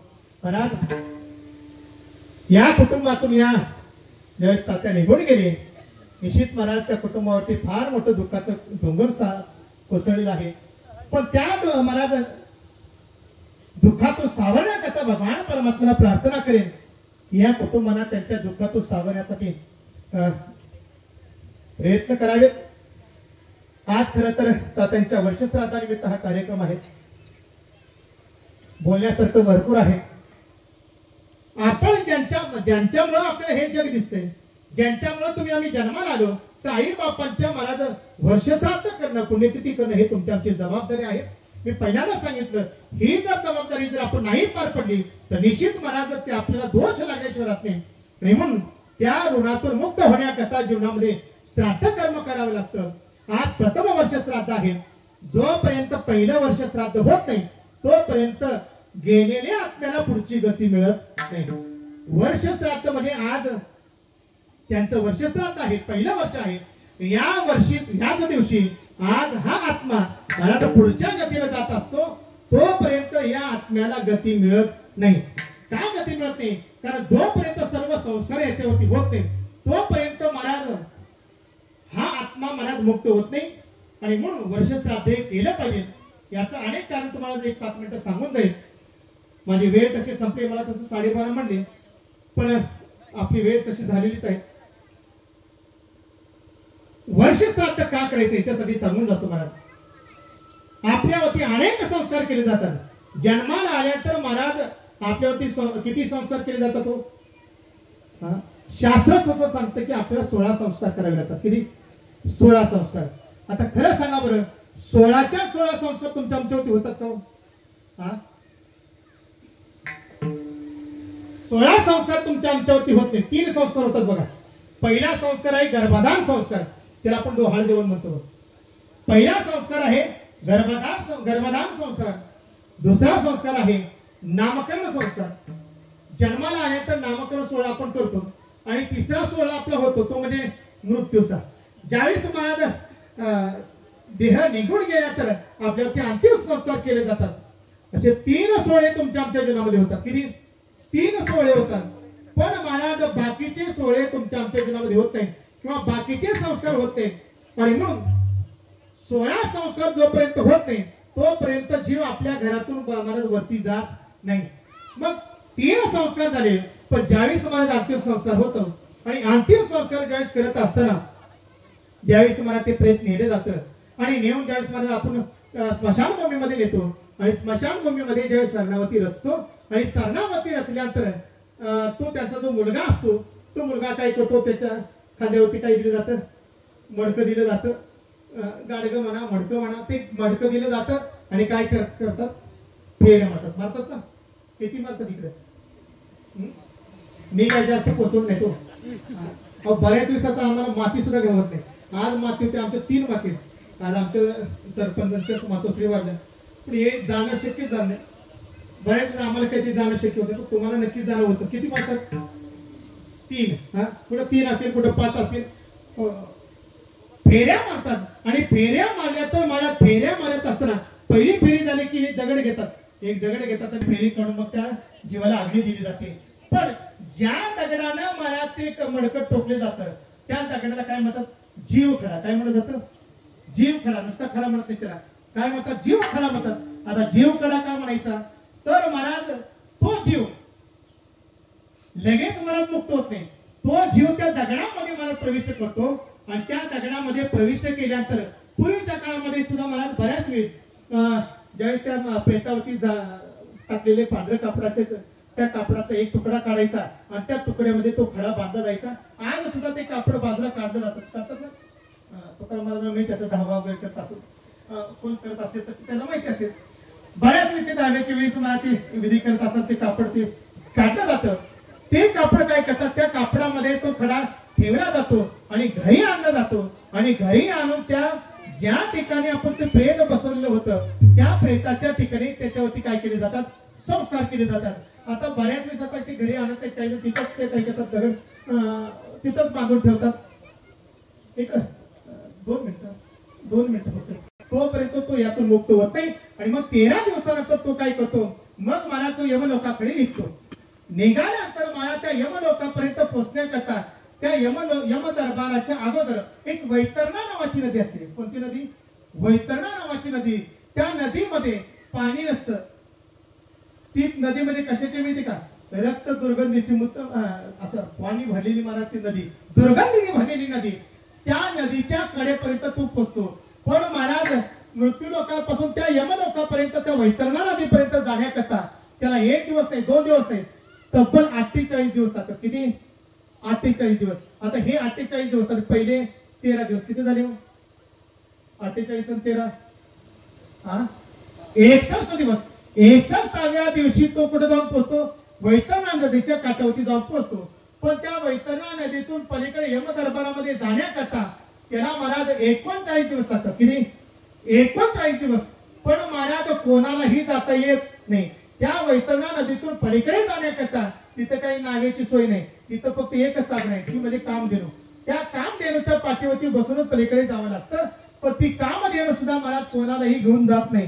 कोणाला घेऊन जाते, पलीकडे ज्याने आपल्या जीवनामध्ये अन्नदान केलं आहे, ज्याने आपल्या जीवनामध्ये महाराज गोदान केलं आहे, ज्याने दान केलं आहे, अशांनाच ती काय करते, पाठीवरती बसवते आणि पलीकडे घेऊन जाते. आणि म्हणून महाराज आपल्या जीवनामध्ये जर अन्नदान घडलं नसेल मग मात्र ती पलीकडे घेऊन जात नाही. पण अन्नदान हे केलंच पाहिजे. आणि मग महाराज ती काय करते, पाठीवरती बसवते, पलीकडे नेते. पलीकडे त्या नदीतून जाण्याकरता यम दरबारामध्ये पोहोचण्याकरता 39 दिवस लागतात. किती झाले आता, हे 61 आणि 39 किती झाले, माझं गणित कसं म्हणून तुम्हाला किती दिवस झाले, 100 दिवस झाले. 100व्या दिवशी महाराज तो यम दरबारामध्ये जाऊन पोहोचतो. यमराजाच्या समोर उभं राहतो आणि यमराजाच्या समोर उभं राहिल्यानंतर महाराज यम लोक लगेच काय करतात, याचा एका लोक जो का म्हणतात, काय काय केले ना, कोणाकोणाची मुंड्या मुरगाळल्या, कोणाकोणाला टोपे घातल्या, कोणाकोणाचे बांध पोकले, कोणाच्या गांजा पेटवल्या, कोणाच्या म्हशी इकल्या, कोणाच्या मोठी चोरल्या. असं सगळ्या लेखा जोखा काढायला होतो. आता लेखा जोखा जर कोण ठेवत असेल तर तो लेखा जोखा चित्रगुप्ताकडे असतो. तो चित्रगुप्त ह्याचं काय करतो, लेखा जोखा काढतो आणि काढल्यानंतर तपासायला लागतो. आता काय हे नाही 1 दिवस कर्म केलंय का महाराज, जन्माला आल्यापासून याचं महाराज हे काय एवढं असतं. ते तपासण्याकरता त्या चित्रगुप्ताला एकाची तपासणी करण्याकरता किती दिवस लागतात माहिती का, 265 दिवस लागतात. किती, 265 दिवस लागतात. आता हे 265 दिवस आणि पहिले 100 दिवस किती झाले? 365 दिवस. 365 दिवस ज्यावेळेस होतात त्या दिवशी महाराज तो चित्रगुप्त यानं केलेल्या कर्मानुसार, यानं केलेल्या महाराज जे काही त्याचं कर्म आहे त्या कर्मानुसार केले कर्म झाले त्याची भोगा आणले आणि मग उपजले मेले ऐसे किती, आणि मग त्याच्या कर्मानुसार त्याला पुढची गती देत असतात. आणि म्हणून आज खरं तर तात्यांची म्हणजे प्रत्येक जीवाची सुटका 1 वर्ष झाल्यानंतर 365 दिवस झाल्यानंतर त्या जीवाची सुटका होत असते. आणि म्हणून आज महाराज हा देह आज पुढच्या गतीमध्ये जाणार आहे आणि ज्या दिवशी जातो त्या दिवशी महाराज त्याच्या नावानं अन्नदान हे घडलंच पाहिजे, करावंच लागतं. आणि हे करण्याकरताच खरं तो वर्ष राहते. आता तुम्ही म्हणाल अन्नदान आता कोण काय उपयोग आहे? बरीच जण बरीच जण आम्हाला असं आता आडवं लावणार लय असं आम्हाला सुद्धा चांगल्या माणसात तर आडवले लावतात. एक जण तर म्हणला महाराज तुम्ही कीर्तन बंद करा. सरळ सरळ म्हणला का? म्हणलं का बरं? म्हणला तुमची कीर्तन ऐकून माणसं सुधारली नाही आणि तमाशा बघून माणसं बिघडले. सरळ सरळ म्हणाल कशाला कीर्तन करता म्हणलं. मी म्हणलं बाबा कीर्तन सुधारावं म्हणून करतोय असं तुला वाटते का? अजिबात हे डोक्यात काढूनच टाक म्हणलं. मी कीर्तन करतो हे म्हणले तुम्ही माणसं सुधारावी म्हणून मी कीर्तन करतच नाही. मग कशाला करताय म्हणलं. मी म्हटलं बिघडलेल्या दुनियेमध्ये आपण कुठेतरी बिघडू नये म्हणून कीर्तन करतोय म्हणलं. आता तशाला तशीच उत्तर द्यावं लागतं, त्याशिवाय बसत नाही. एक तर म्हणलं महाराज वर्षश्राद्ध करायचं ठीक आहे, पण वर्षश्राद्ध आपण इथं करतोय, अन्नदान इथं करणार आहे आणि त्यांना काय मिळणार आहे म्हणलं तिथं वरती. इथं गेलेलं तिथं कुठे मिळत असते असं काय बी सांगता म्हणलं माणसं फसवण्याचं काम. मी म्हणलं बरं ठीक आहे असू दे तुला तुझ्या पद्धतीने उत्तर देतो म्हणलं. म्हटलं ठीक आहे. इथं केलेलं अन्नदान महाराज वरती मला त्या जीव ज्या जो देह निवड केलेला आहे त्या आत्म्याला त्याचं पुण्य मिळत असतं. आता कसं पुण्य मिळतं तुम्हाला सांगून जातो. एक पहिलं उदाहरण म्हणजे कर्णाचं सांगतो आणि दुसरं उदाहरण तुमच्या आमच्यासाठी सांगतो आणि मग कीर्तन संपवतो. पहिलं उदाहरण आहे ज्यावेळेस महाराज कर्णाचं ध्यान झालं आणि कर्ण ज्यावेळेस निघून गेला तर एक दिवस असं झालं ज्यावेळेस महिना पूर्ण झाला, निघून गेला तर महिना पूर्ण झाला आणि महिना पूर्ण झाला तर आपण काय करतो एक महिन्याला ज्या दिवशी पण सांगोल्याच्या खाली जर तुम्ही कधी गेलात तर मासिक जेवण घातलं जातं. मासिक जेवण महिन्याला मला त्या ठिकाणी अन्नदान केलं जातं. का केलं जातं? कारण त्या दिवशी महाराज आपल्या जीवात्म्याला त्या ठिकाणी भूक लागत असते. कर्णाच्या बाबतीत असं घडलं ज्यावेळेस महाराज महिना पूर्ण झाला आणि कर्णाला भूक लागली आणि भूक लागल्या तर महाराज कर्ण असं तडपड करू लागला, भुकेनं व्याकुळ झाला आणि भुकेनं व्याकुळ झाल्यानंतर कर्णानं त्यांच्याकडे महाराज काहीतरी खाण्याची इच्छा केली. इच्छा केल्यानंतर त्या कर्णाला सांगितलं हे कर्णा तुला आम्ही अन्नदान देऊ शकत नाही. म्हणजे का?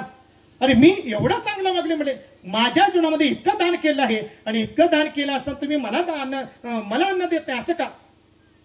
त्यावेळेस कर्णाला सांगितलं म्हणजे हे कर्णा तू दान केलंस पण कोणतं द्रव्यदान केलं पण तू तुझ्या जीवनामध्ये अन्नदान केलं.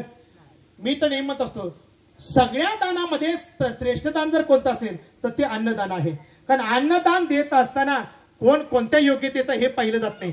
भुकेल या द्यावे अन्न पात्र अपात्र विचारणं, पात्र अपात्र त्याला जरी अन्नदान केलं ना तरी सुद्धा तुम्हाला पुण्यच लागणार. पण अन्नदान करत असताना पात्र अपात्रतेचा विचार केला जात नाही. पण हे करणार तू दान केलंस पण द्रव्यदान केलंस पण तू अन्नदान केलं नाहीस त्यामुळे तुला आम्ही अन्न देऊ शकत नाही. म्हटले मग काय करायचं? मला तर फार भूक लागली. त्या कर्णाला सांगितलं एक कर्णा एक काम कर म्हणजे तुझी तर भूक शांत व्हावी असं वाटत असेल ना तू एक चांगलं केलेस. म्हणजे काय?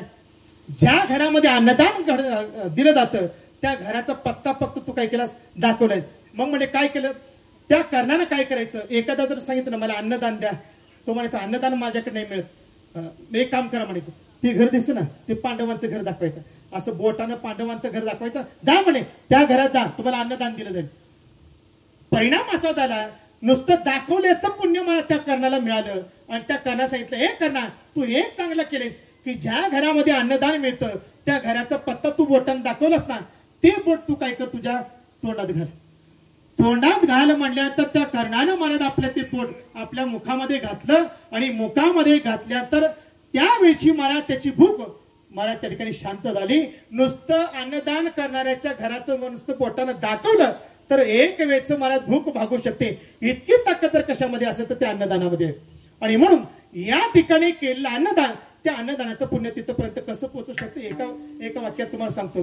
तुमच्याकडे सगळ्यांच्याकडे मोबाईल आहेत ना? आता मोबाईल नाही असं एकही प्राणी या मृत्यू लोकात तरी सापडणार नाही. मी तर म्हणतो 4 गोष्टी ते अन्न वस्त्र निवारा अशा 3 मूलभूत गरजा होत्या. आता 3 नाही 5 झालेत. अन्न वस्त्र निवारा, मोबाईल आणि चार्जर. मोबाईल बरोबर चार्जर लागेल ना. मोबाईल नसलं तर माणसं जगू शकत नाहीत. आता ते एक जण तर परवा कोणतं म्हणलं ती मोबाईल म्हणजे सवतच झाली म्हणजे. मोबाईल सगळ्यांच्याकडे बरं आहेत. सगळ्यांच्याकडे मला त्या मोबाईलमध्ये जवळजवळ 100 मोबाईल आहेत. त्या 100 मोबाईलमध्ये प्रत्येकाकडे फोन पे आहे, गुगल पे आहे ना? आहे ना? आता एक काम करा, नंबर घ्या तुम्ही, सांगतो थोडा. 95 27 74 30 14. बरोबर माझं नाव येईल तुम्हाला. आल्यानंतर तुमच्यात काय असतील तेवढे पैशाचं, काय 1 लाख 2 लाख काय असतील ते तुमच्या अकाउंटवर जेवढं असेल तेवढं काय करा, आकडा टाका लगेच काय करा, सेंड करा. आता तुम्हाला मी विचारतो, सेंड केल्याबरोबर कुणाला जातील हो? मला जातील, बरोबर ना? आता मी सेंड केलं का नाही? मी हात लावलाय का नाही? मी तुम्हाला काहीच नाही. मी तुमच्या बँकेत गेलो नाही, तुमचं अकाउंट बघितलं नाही, तुमचं काहीच बघितलं नाही. काही बघितलं नसताना तुम्ही तुमचे पैसे कुठे आहेत हो? बँकेत आहेत ना. बँकेच्या अकाउंट मध्ये तुमचे पैसे आहेत. बँकेतले पैसे तुम्ही घर बसल्या तुमच्या मोबाईलवरून नुसतं महाराज तुम्ही काय केलं, नंबर टाकला की लगेच तुमचे ट्रान्सफर त्या मोबाईल मधनं त्या बँकेत असणारे पैसे दुसऱ्याच्या नावावरती जाऊ शकतात. आता मी तुम्हाला विचारतो, तुम्ही बँकेत गेला नाही, कशाचंच काही केलं नाही आणि न करता सुद्धा तुम्ही फक्त नुसता नंबर टाकल्याबरोबर तुमचे पैसे जर मला 13 ठिकाणी दिल्लीत जरी पाठवायचे म्हणे तरी सुद्धा मला तुम्ही इथून पाठवू शकता. आता हे कसं काय? तुम्ही म्हणाल ही ऑनलाईन सेवा आहे. महाराज आता ऑनलाईन युग आहे. जसं तुमचा आत्ताचा ऑनलाईन युग आहे ना, तसं आमचं पूर्वीपासूनचं ऑनलाईन युग आहे. आता जसं तुमचे पैसे काही न करता इथून तिथपर्यंत ट्रान्सफर होऊ शकतात ना, तर आमचं इथं केलेलं पुण्य वरती का ट्रान्सफर होऊ शकत नाही? मग तुमचा ऑनलाईन सेवा करणारा महाराज आमचा अगोदरपासूनच आहे. ही काय ऑनलाईन सेवा अगोदरची पहिल्यापासून आहे? ही काय आत्ताची आहे का महाराज? खरं तर हे सगळं विज्ञान जर कुठून निघालं असेल ना, तर आमच्या अध्यात्मातून तयार झालं. महाराज तुम्हाला जर बरेच शोध बघायचे असेल ना, तर एवढे शोध लागलेत ना, एवढे सगळे शोध जवळजवळ यातले 80 ते 85% शोध आमच्या पुराणांतून महाराज निघालेले. आज विमानाचा शोध असेल, बाष्पीभवनाचा शोध असेल, गुरुत्वाकर्षणाचा शोध असेल किंवा अन्य कोणते शोध, महाराज घड्याळाचा शोध सुद्धा महाराज कशातून लागला हो? नावं दुसरी आली तुमच्या आमच्या समोर, पण 750 वर्षापूर्वी सुद्धा आमच्या महाराज संतांनी सांगून दिलं, उपजेते नासे नासिले पुनरपी दिसे हे घटिका यंत्र जैसे परिभ्रमेगा. आता घटिका यंत्र म्हणजे काय हो? घड्याळ. यंत्र म्हणजे घड्याळाचं यंत्र. आता 750 वर्षापूर्वी ज्ञानोबांनी लिहिलं. 750 वर्षापूर्वी घड्याळ होतं का हो? अस्तित्वात होतं का घड्याळ? कसलं महाराज? काहीच नव्हतं. असं असताना सुद्धा महाराज घड्याळाचं मला ते चिंतन ज्ञानोबांनी 750 वर्षापूर्वी लिहिलं. बजाव दे. हा माईक कशाच्या जोरावरती चालतोय? विजेच्या, बरोबर ना? जर लाईट नसेल तर महाराज हा माईक चालेल का? पण या विजेचा शोध महाराज कोणी सांगितला? ज्ञानोबांनी सांगितला 750 वर्षापूर्वी. ज्ञानोबाई म्हणतात उदकाची आवेशे प्रगटले तेज लखलखित दिशे ते विजू माझी प्रगटे सलेलं काही. ज्ञानोबाई म्हणतात उदकाची आवेशे. उदक म्हणजे पाणी, आवेश म्हणजे प्रेशर. पाणी ज्यावेळेस प्रेशर न पडतं त्या प्रेशर वरती तुम्हाला काय करता येते? विजेची निर्मिती करता येते. कधी सांगितलं? 750 वर्षापूर्वी. आता तुम्ही सांगा 750 वर्षापूर्वी लाईट गेली होती का? होती का घरात? बाबा तुमच्या लहानपणामध्ये होती का? बऱ्याच वेळेस मला ती दिवे असायचे, कंदील असायचे नव्हते. पण 750 वर्षापूर्वी ज्ञानोबांनी विजेचा शोध लावला. असे अनेक शोध मला ज्ञानोबाच्या ज्ञानेश्वरीमध्ये आपल्याला पाहायला मिळतात. म्हणजे हे ज्ञान जरी असलं ना, हे विज्ञान सुद्धा महाराज आमच्या संतांच्याकडे माहिती होतं. म्हणून हा सर्व शोध महाराज ही ऑनलाईन सेवा त्यावेळी सुद्धा महाराज उपलब्ध होती. म्हणून आज या ठिकाणी केलेलं महाराज अन्नदान नवीन हे या वर्षभरामध्ये त्या जीवात्म्याच्या निमित्ताने केलेलं अन्नदान ते जीवात्मापर्यंत पोहोचतं. म्हणून आज या कीर्तनाच्या माध्यमातून अन्नदान आणि ज्ञानदान, या ज्ञानदान आणि अन्नदान यांच्या माध्यमातून या केलेलं हे कर्म आहे, श्राद्ध कर्म आहे.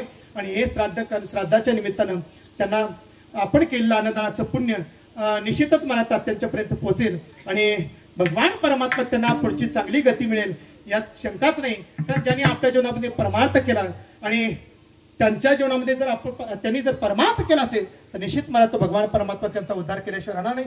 म्हणून भगवान परमात्म्याच्या चरणावरती नतमस्तक होतो आणि पांडुरंगांना सुद्धा विनंती करतो की तात्यांना तुमच्या चरणाच्या जवळ जागा द्यावी आणि त्यांच्या असणाऱ्या कुटुंबांना या दुःखातून सावरण्यासाठी महाराज भगवान परमात्म्याने त्यांच्यावरती कृपा करावी असं त्या भगवान परमात्म्याला प्रार्थना करतो. आणि त्यांच्या पाठीमागून असणारा परिवार, त्यांचे 2 चिरंजीव आहेत, आमचे हिम्मतराव आहेत, अजितराव आहेत, त्यांच्या मुलगी सोनालीताई आहेत. या 3 महाराज एक कन्यारत्न आहे, 2 मुलं आहेत. यांनी सुद्धा जसं त्यांनी आपल्या जीवनामध्ये परमार्थ जपला तसाच त्यांच्याही कुटुंबाने इथून पुढे परमार्थ जपावा अशी त्यांच्याकडे विनंती करतो आणि माझी कीर्तन पुष्पसेवा या ठिकाणी पूर्णविराम देतो. म्हणा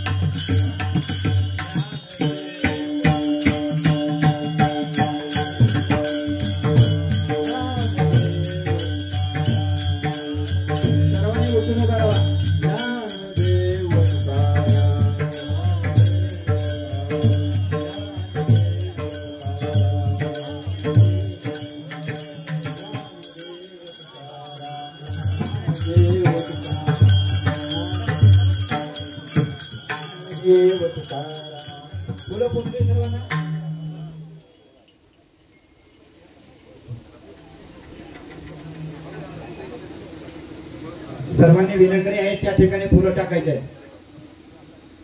पुंडरी गवळदारी विठ्ठल श्री ज्ञानदेव झाले समाधान तुमचे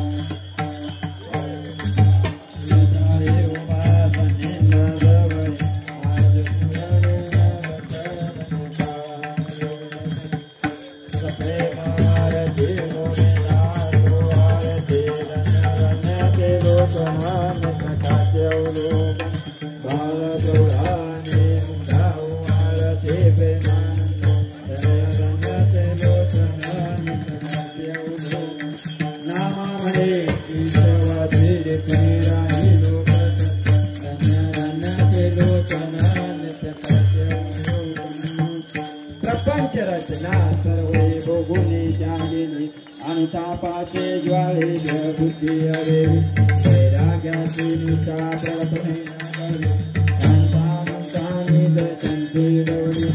जय जयादी सद्गुरु कृपया दातारा तारक तो सकलांचा जीवनरा जय देव हरे भक्ती सामय विश्वार विला विरक्ती ज्ञानाचा देवा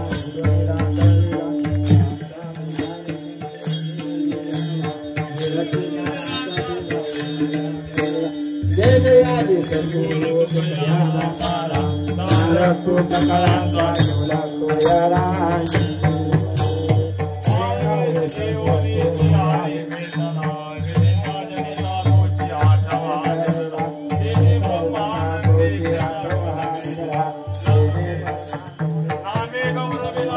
जय जयादी सद्गुरु कृपया दातारा तारक तो सकलांचा जीवनरा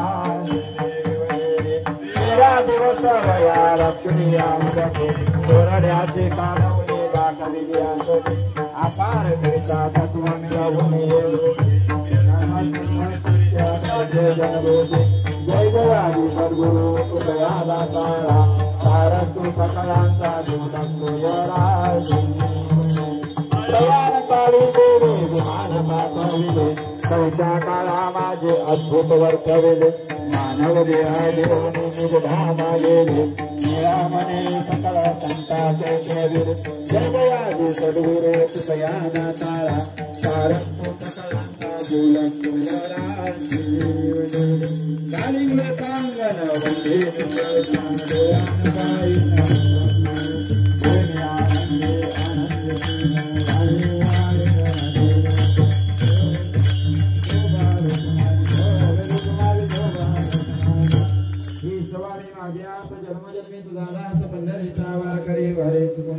संत संगे सर्व काळा खंड प्रेमाचा गलोळ पंढरीचा वार करीवर चंद्रभागे स्नान तुका मागे चिदान पंढरीचा वार करीवर चुकून दे विठ्ठल कुमार विठ्ठल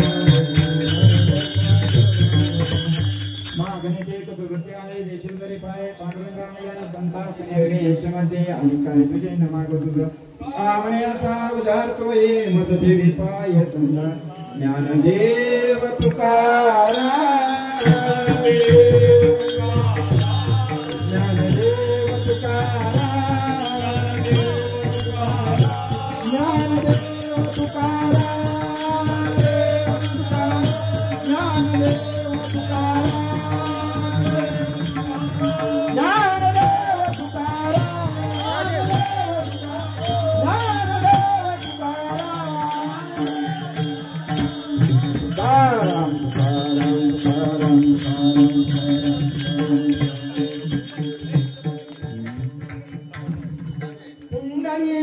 खबरदार विठ्ठल श्री ज्ञानदेव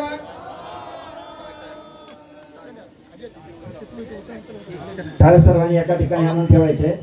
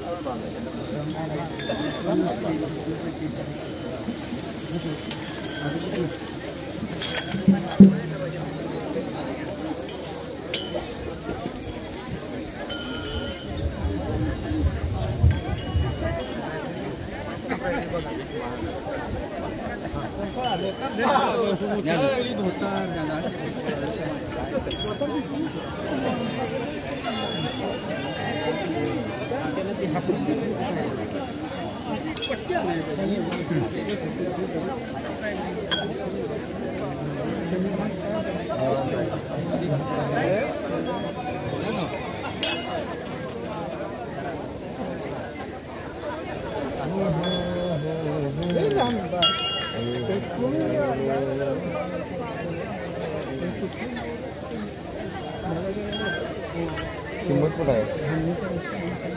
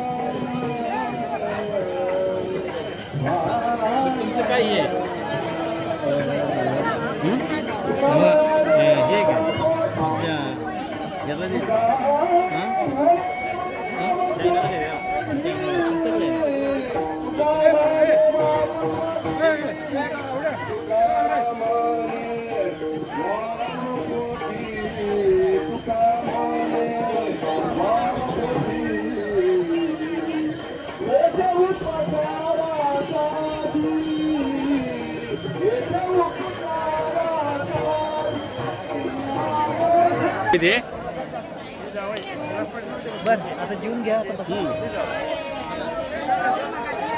बसले सगळे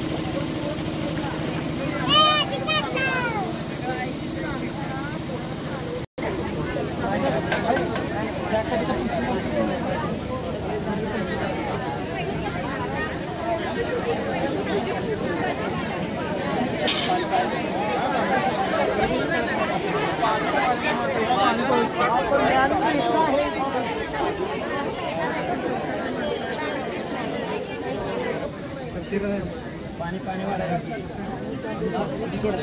अजून नामून नावल्याची तिकडे जातो की आता ए शिराज गुंड आहे तिकडं उत्तर राहिला तिकडं आवाज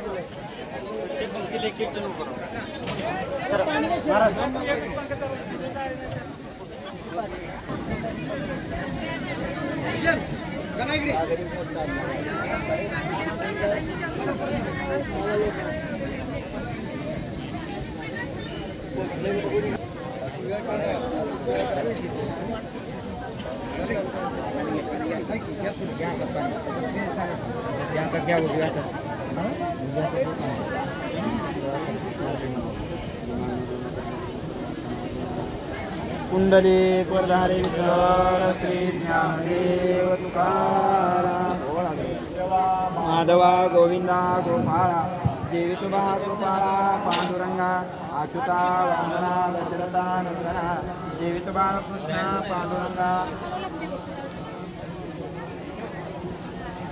जेवितो बा नरहरे पांडुरंगा शीघ्राने करता विठ्ठल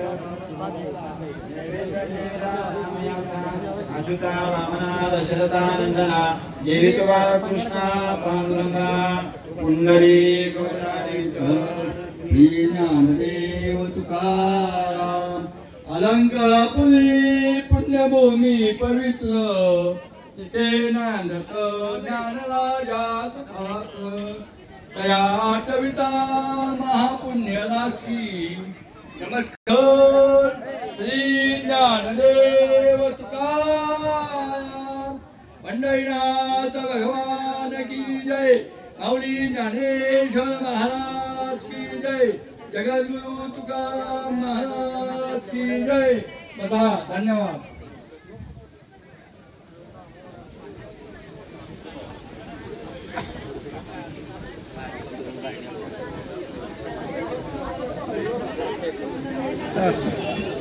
शेकच मी पलीकडे जाते बरं. हा जाऊ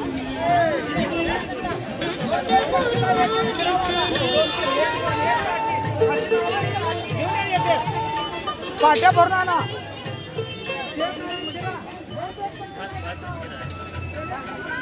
संकेत शेक आहे काय तिथे.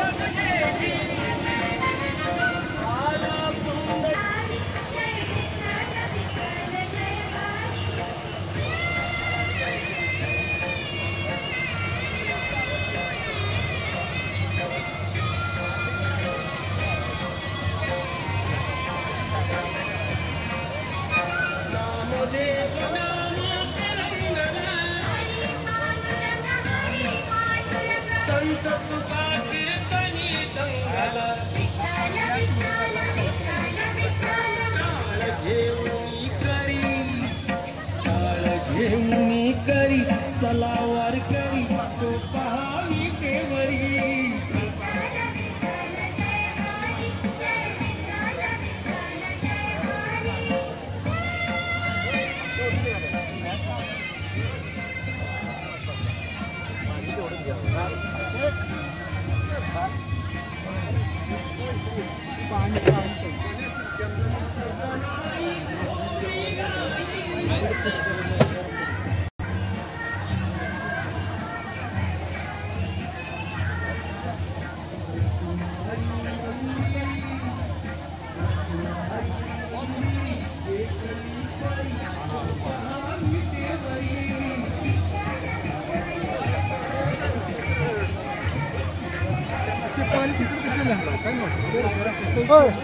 काय